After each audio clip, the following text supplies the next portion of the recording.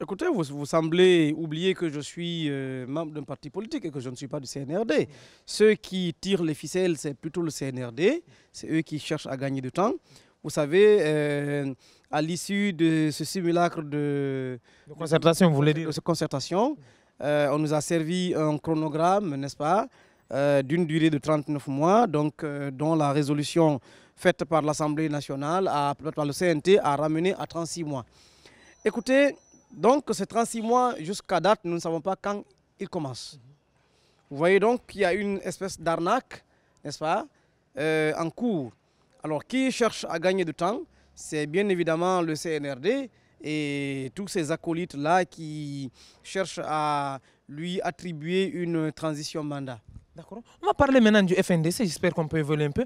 Le FNDC qui avait brandi le chiffon rouge des manifestations et finalement un cadre de dialogue qui est annoncé par le PM et une semaine qui a été repoussée. Aujourd'hui, vous pensez que la semaine prochaine, il y aura une manifestation comme l'a réclamé le FNDC? Vous êtes membre du FNDC aussi? Je ne suis pas membre du FNDC, l'UFDG n'en est pas un. Écoutez, il ne faut pas... membre du FNDC. Faites beaucoup attention à ce que vous dites, messieurs. Faites beaucoup attention.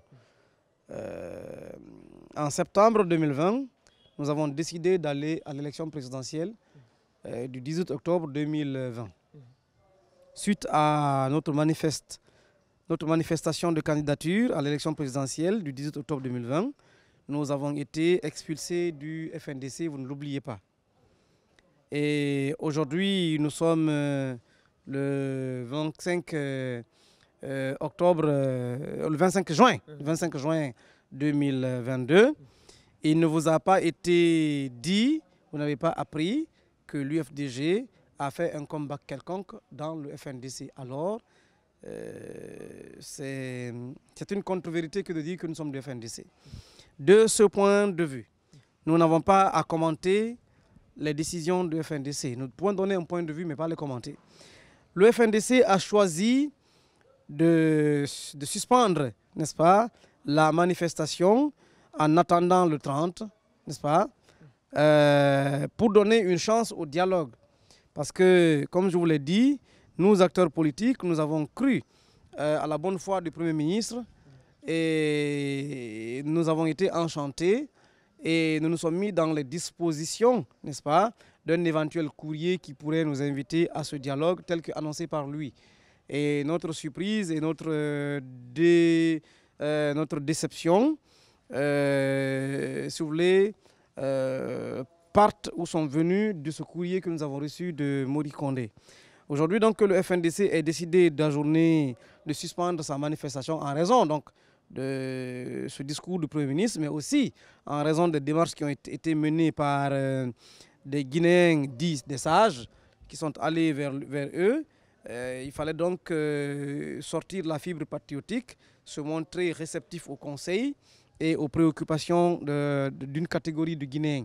Donc, pour vous, malgré le soutien que les cadres du parti ont... Je veux terminer. Maintenant donc que le FNDC est décidé de renoncer, non pas de renoncer, mais de reporter, même pas reporter, ils disent qu'ils n'ont ni reporté ni annulé, mais plutôt elle est suspendue, donc elle pourrait être brandie à tout moment. Mais vous étiez prêt à soutenir le FNDC? Absolument, absolument. Nous l'assumons. Écoutez, je vous l'avais dit la dernière fois, nous sommes tous des citoyens. Lorsque une manifestation citoyenne est appelée, nous devons, en tant que citoyens, lorsque nous nous retrouvons, bien sûr, dans les motifs de la manifestation, nous devons, bien sûr, de donner une force à cette mobilisation. D'accord, ça au moins c'est clair. L'UFDG n'est pas membre du FNDC, mais apporte juste un soutien. Parlons de Cellou Dalein Diallo. Parlez-nous de son voyage. Comment ça se passe vraiment à l'étranger? Écoutez, il est en mission officielle du parti, mais aussi il met son séjour américain à profit pour rencontrer des autorités officielles américaines, également d'autres institutions comme le NDI, comme l'Institut républicain américain, comme l'Institut américain de la paix, n'est-ce pas, American Institute of Peace. Il a également rencontré, si vous voulez, d'autres entités, pas des moindres, des think tanks américains, des D'accord, il revient quand au pays? Écoutez, quand il aura épuisé son agenda, je n'ai pas manqué de vous le dire. Aujourd'hui, il a un meeting qu'il va animer à Atlanta et demain, il rentrera à Paris. Il y a un agenda qui a été rendu public. Vous, la presse, nous vous l'avons envoyé. Et donc, vous posez une question qui, à mon sens, n'a pas de sens. D'accord. On sait que réellement, Mamadou Sylla s'est prononcé par rapport au dossier Air Guinée. Est-ce que vous êtes toujours fondé sur vos premières déclarations? Écoutez, voilà un autre discours qui vient renforcer la conviction des militants de l'UFDG, qui vient renforcer le discours de M. Cellou Dalein Diallo, comme quoi c'est un acharnement judiciaire inutile, dans la mesure où Cellou Dalein Diallo, en tant que ministre de la République, n'a pas vendu un quelconque avion. D'ailleurs, il était opposé à sa vente, cela a été dit clairement par beaucoup de témoins, y compris l'acheteur.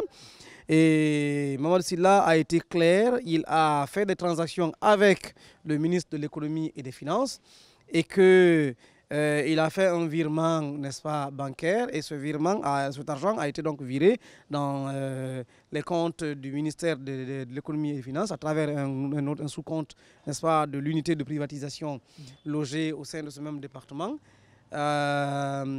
Aujourd'hui donc, nous nous sentons reconfortés dans notre défense, n'est-ce pas, vis-à-vis de monsieur, pardon, enfin, dans la défense, n'est-ce pas, de monsieur Cellou Dalein Diallo. Il se reproche de rien, il peut revenir donc au pays, il se reproche de rien, à part de ce jour. Je ne sais pas quel intérêt vous avez à entretenir la polémique autour de ce sujet. Une question polémique. Dans la mesure où, je vous l'ai dit il y a une semaine, monsieur Cellou Dalein Diallo n'a aucun intérêt à fuir son pays.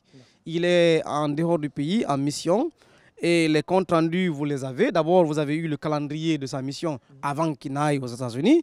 Il a reçu même l'autre. Aux États-Unis, tout ce qu'il pose comme acte, toutes les actions qu'il mène, les meetings, les rencontres officielles, vous avez les comptes rendus que nous vous envoyons. Donc, est-ce qu'il a reçu la nouvelle convocation de la CREF? S'il y en a une, est-ce qu'il y en a une? Oui, la première où on avait adressé à Maître. Il y a une nouvelle convocation. Oui, je demande s'il a reçu une nouvelle convocation. Il n'y a jamais eu de nouvelle convocation, je ne sais pas s'il y en a eu, c'est vous qui me l'apprenez. D'accord, voilà, vous l'avez compris, nous étions avec Joachim Baba Minimono, coordinateur de la cellule de communication de l'UFDG. À vrai dire, ils ne sont pas membres du FNDC, mais soutiennent vraiment certaines actions du FNDC. Nous allons retrouver Félix pour la suite de l'émission.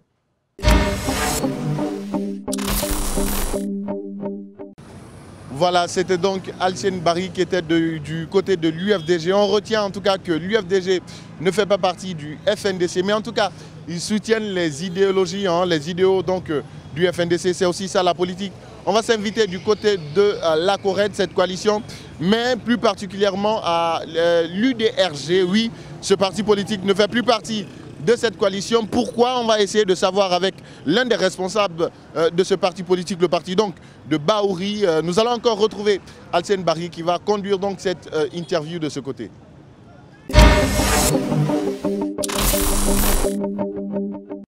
Bonjour Félix, bonjour à tous. Nous sommes au siège de l'UDRG de Bahouri avec son vice-président chargé de la communication. Avec lui, nous allons parler de l'actualité politique de notre pays, notamment de la Corée. Bonjour monsieur. Bonjour. Rappelez-nous votre nom s'il vous plaît. Almami Sekou Souma, vice-président chargé de la communication de l'UDRG.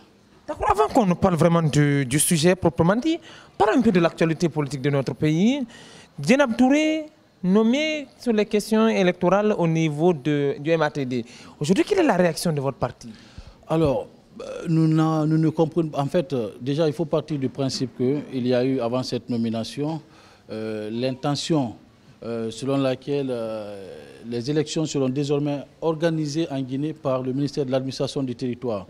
Et quand on tient compte un peu du parcours de Djenab Touré qui a été au niveau de la CENI et qu'il ne faut pas bonne presse, la CENI qui a été longtemps décriée, et on a tenu compte des insuffisances de cette institution pour faire en sorte que les élections seront désormais organisées en Guinée par l'administration du territoire. Et donc on a estimé que nous sommes dans un régime de transition avec une certaine neutralité, et cette nomination, nous pensons que nous ne comprenons pas cette nomination. Et je ne sais pas, il peut y avoir un certain parcours peut-être qui concourt en sa faveur point de vue compétence. Il y a beaucoup de Guinéens qui peuvent avoir les mêmes compétences qu'elle.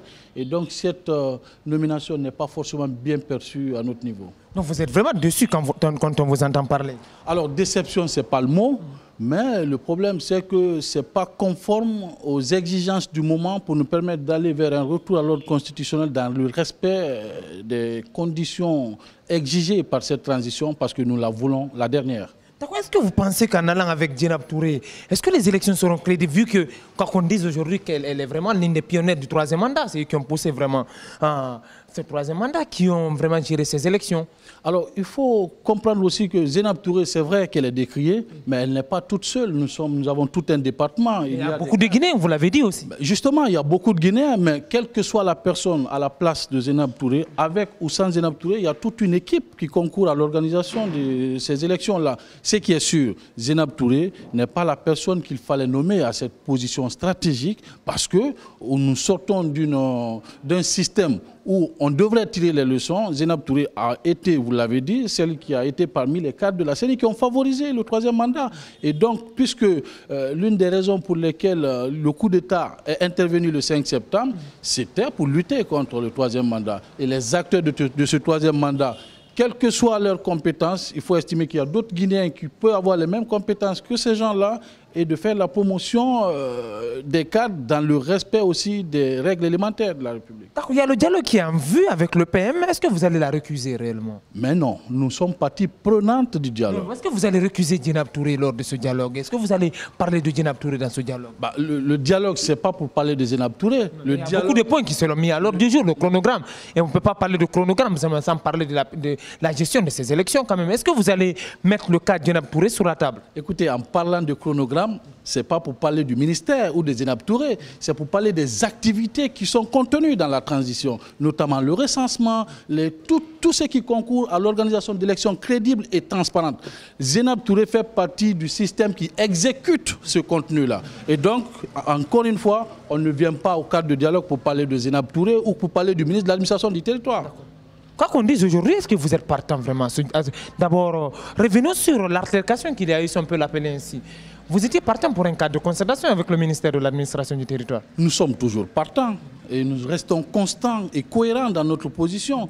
Nous avons pour démarche de faire en sorte que nous passons d'une classe politique de manifestation à outrance vers une classe politique de rassemblement. Et nous sommes inscrits dans cette démarche.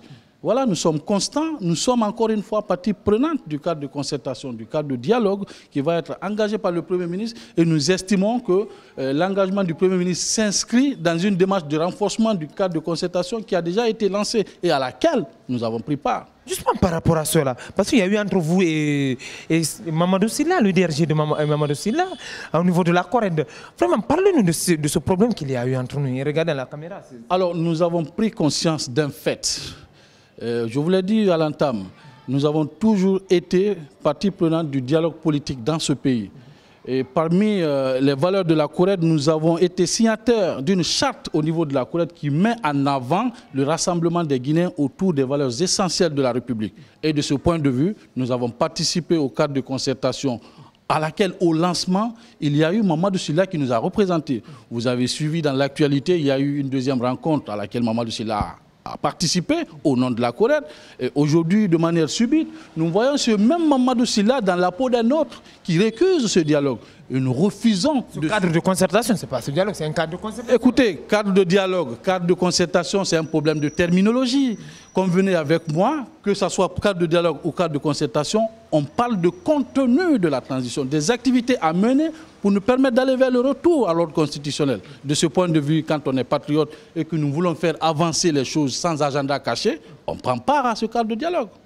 Donc officiellement, aujourd'hui, vous vous êtes retiré de la CORED, si on comprend bien. Bien entendu, c'est officiel. Nous ne sommes pas partie prenante de la CORED parce que le président de la CORED a fait une déclaration publique pour dire qu'il ne participera pas à ce cadre de dialogue. Et ça ne répond pas à notre... J'ai l'impression qu'on est en train de faire l'amalgame. Ce qui est sûr, c'est que le ministre de l'administration a organisé, le ministre de l'administration du territoire a organisé, c'est le cadre de concertation. Le cadre de dialogue est ouvert par le Premier ministre. Ça, vous n'allez pas nous faire comprendre que vraiment, c'est la même. On parle du dialogue et de cadre de concertation. C'est clair, le ministère de l'administration et du territoire a organisé les cadres de concertation. Le dialogue, c'est le ministre, le Premier ministre. Je vous l'ai rappelé tout à l'heure. Oui, mais vous êtes en train d'essayer de cacher des décisions. Cadre de concertation, la tutelle des partis politiques, c'est le ministère de l'administration du territoire.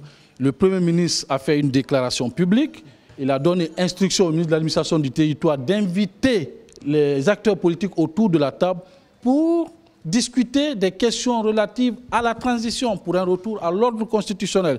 Que vous appelez ça cadre de dialogue ou cadre de concertation ou comme vous voulez, l'essentiel pour nous, c'est qu'on discute des éléments essentiels qui engagent la vie de notre nation. Et quand il s'agit de cela, nous sommes partisans de la non-violence et nous participons à ce cadre de dialogue ou de concertation, comme vous voulez, parce que pour moi, c'est un problème de terminologie. Bon, j'ai l'impression que vous êtes dans la négation. Baouri est toujours... Je ne sais pas si il est incompris ou bien vous vous expliquez mal. Ça, je ne sais pas.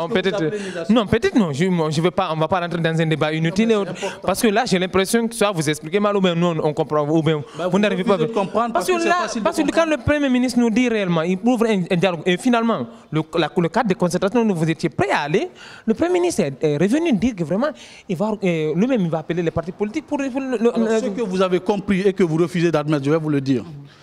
C'est qu'il y a eu lancement du cadre de concertation. Le Premier ministre a fait le constat qu'il y a certains acteurs majeurs qui n'ont pas été associés, qui ont refusé de s'associer.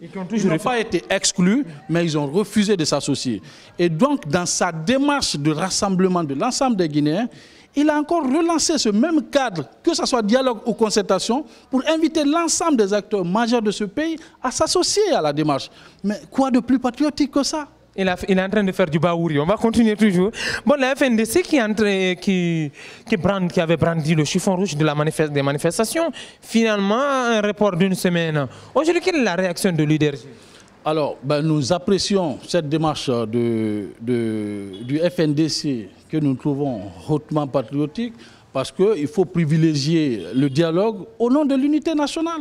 Parce que ce soit le FNDC, que ce soit l'UDRG, que ce soit les autorités de la transition, l'ensemble des formations politiques, nous avons un objectif commun, c'est de faire en sorte que ce pays avance. Et donc, s'il y a eu des préalables, le Premier ministre a posé des préalables, il y a eu l'implication des religieux qui ont pris contact avec le FNDC, nous respectons la démarche du FNDC et nous les appelons à mener des efforts dans le cadre de la réussite de cette transition sans violence. Ça, c'est important. D'accord, on va poursuivre les questions. On va parler vraiment de l'actualité de notre pays. C'est aussi la crise du carburant. Ouais. 3 jours jusqu'à près d'une semaine où il n'y a pas le carburant. Ce n'est que ce samedi que vraiment les stations commencent à être ravitaillées, certains, bien entendu. Aujourd'hui, vous pensez que, est-ce que le gouvernement de Doumbouya n'a pas failli? Oh, je ne sais pas si je dois dire qu'il a failli. Il y a eu des pénuries de carburant, mais de cette manière, je me suis dit qu'il y a un problème structurel qui se pose. Ce n'est pas forcément Doumbouya. Quand je suis président de la République et que vous êtes ministre des hydrocarbures, vous avez une responsabilité. Et donc, peut-être, il y a eu, ce qu'il faut reconnaître, il y a eu beaucoup de failles dans la gestion, mais je ne peux pas remettre ça forcément à Doumbouya, mais il y a eu des cadres qui ont failli à leur devoir. Et ça, on ne devrait pas vivre tout pendant 72 heures de crise qui n'a pas lieu d'être. Aujourd'hui, qu'est-ce que vous préconisez réellement pour éviter pareille crise? Vous êtes un parti politique, vous avez sur des propositions. Qu'est-ce que vous proposez? Alors, premièrement, nous ne sommes pas en situation de responsabilité pour préconiser quoi que ce soit. Vous êtes une force de proposition. Deuxièmement, oui, l'UDRG s'inscrit dans cette démarche. Nous sommes force de réflexion, de proposition et d'action. Parfois incompris. Incompris.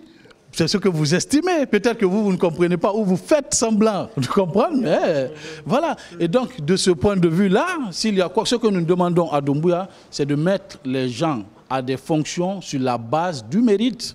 Ça, c'est important. Il y a beaucoup de Guinéens partout dans le monde qui ont la possibilité de bien gérer ce pays-là, qu'ils soient jeunes, qu'ils soient âgés. C'est pour ça, dans ma tête, ceux qui parlent de renouvellement, je ne suis pas partisan du renouvellement, je suis plutôt partisan de la refondation. Et cette refondation, c'est ce que même Doumbouya, les autorités de la transition sont en train de mettre en exergue. Et je suppose que mon leader est l'incarnation de la refondation dans ce pays.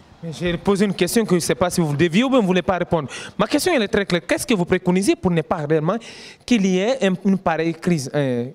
On doit s'inscrire dans une logique de prévention, avoir beaucoup plus de stock à l'avenir pour éviter que les Guinéens puissent être encore dans de pareilles circonstances. C'est arrivé une fois, ça ne devrait pas arriver une prochaine fois. Et donc les autorités du ministère, la SONAP notamment, doivent s'inscrire dans une logique de prévention pour avoir un stock important, éviter que les Guinéens retombent dans ces pénuries. D'accord. Peut-être dernière question maintenant, on tend vers la fin. On va parler de Bahouri. Où est-il? Bahouri est actuellement en France, en mission du parti. Il est en contact avec les structures du parti à l'étranger. Il a rencontré les structures à Lyon, à Paris, dans la région Rhône-Alpes. Et ça va se poursuivre en Belgique, à Bruxelles et dans les autres pays européens. Et donc, les militants, les responsables de base du parti ont besoin d'être en contact direct avec le président pour expliquer un peu les problèmes auxquels ils sont confrontés, pour contribuer à la fortification des structures du parti. Et cette mission, le président est en train de la mener à bon escient. Et donc aujourd'hui, ce qui est important de dire, je suis content d'une chose, dès qu'il y a quelque chose qui s'oppose, qui concerne l'UDRG et Bahouri, tous les médias estiment que Bahouri, il va un peu partout, il est comme ci, il est comme ça. Il y a eu beaucoup de formations politiques qui ont quitté la COURED avant Bahouri. Aujourd'hui, Bahouri quitte la COURED. Vous ne comprenez pas. Et pourtant, nous sommes un parti légalement constitué qui répond aux exigences du moment, notamment le retour à l'ordre constitutionnel. Vous allez rejoindre une autre coalition ou bien? Ce n'est pas exclu. Alors, encore une fois, si nous sommes venus à la COURED, c'est parce qu'on partage un certain nombre de valeurs avec les partis qui composent la COURED. Si aujourd'hui, nous avons d'autres formations politiques qui ont les mêmes positions que nous dans le cadre du retour à l'ordre constitutionnel de manière un peu consensuelle, en privilégiant le dialogue, la concertation, nous sommes partisans. Parce que dans tous les cas, les coalitions sont existentielles. Ce n'est pas des coalitions électorales. C'est pour faire en sorte que les gens puissent se mettre ensemble autour des valeurs essentielles qui engagent la vie de la nation. Et pour cela, nous sommes partie prenante. D'accord, vous l'avez compris, nous sommes avec le vice-président chargé de la communication de l'UDRG. À présent, nous allons retrouver Félix pour la suite de l'émission.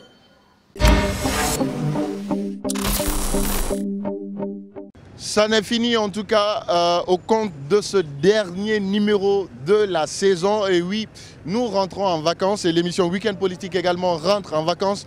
Tout le plaisir était pour moi de conduire cette émission. Je vais donc inviter quelques membres de cette équipe avec moi. Alcène Barry qui vient déjà avec moi. Alcène Kamal, le cadreur. Viens, tu peux venir. Tu peux venir.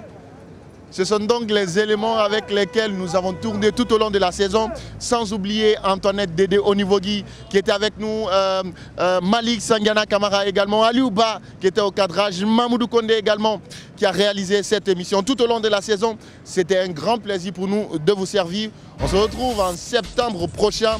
En tout cas, prenez soin de vous en compagnie des programmes d'Espace TV. Au revoir, je pense que c'est un grand plaisir et nous allons donc tous ensemble souhaiter au revoir à nos téléspectateurs. Au revoir, merci.